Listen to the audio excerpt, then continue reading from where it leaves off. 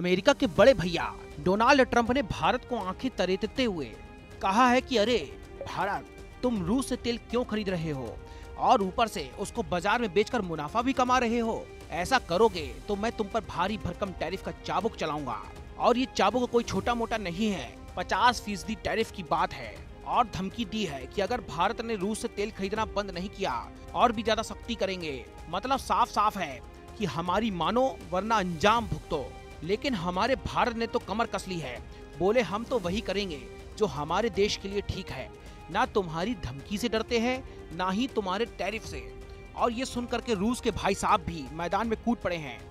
रूस की विदेश मंत्रालय की प्रवक्ता मारिया जखरोवा ने तंज कसते हुए कहा है कि अरे अमेरिका, तुम तो दुनिया में फिर से नया जमींदारी सिस्टम लाना चाहते हो, जिसे अंग्रेजी में कहते हैं नियो कॉलोनियल। मतलब बाहर से तो देश आजाद दिखे लेकिन अंदर अंदर तुम्हारी जेब में हो।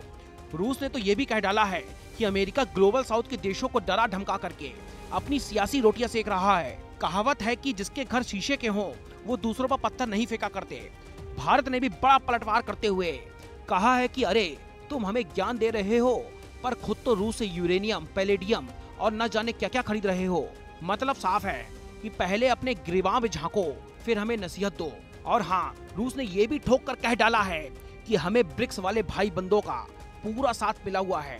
ब्रिक्स में भारत, रूस, चीन, ब्राजील, दक्षिण अफ्रीका और अब मिस्र, ईरान, यूएई, यूथोपिया और इंडोनेशिया भी शामिल हैं।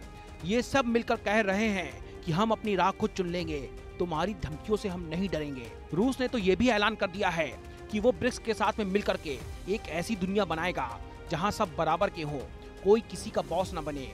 भारत का रुख भी एकदम साफ है और हमारे विदेश मंत्रालय, विदेश मंत्री और प्रधानमंत्री सब ने एक ही सुर में कहा है कि हम वही करेंगे जो हमारे देश और जनता के लिए हित में होगा।